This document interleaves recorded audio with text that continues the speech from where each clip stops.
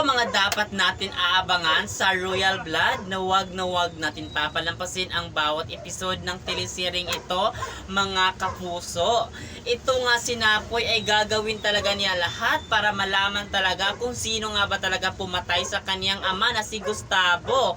Kung mapatunayan talaga ni Napoy na itong si Beatrice, si Margaret, si Christoph ang pumatay dito sa kanyang ama, hindi siya magdalawang isip na ipakulong ito kahit kadugo pa niya. Kasi nga pinag-uusapan dito, ama, hustisya ng kanyang ama dahil pinatay ito ng walang pagdalawang isip at walang awa. Kaya yan ang abangan natin dito.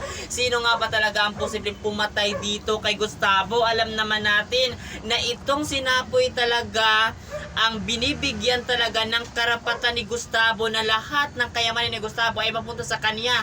Ito ba ang dahilan kaya nagawa ng mga tao na ito na patayin itong si Gustavo? Kasi nga lahat ng ari-arian ni Gustavo ay mapupunta kay Napoy. Kaya mga kapuso, abangan natin ito, ang Royal Blood. Napaganda na ang mga pangyayari.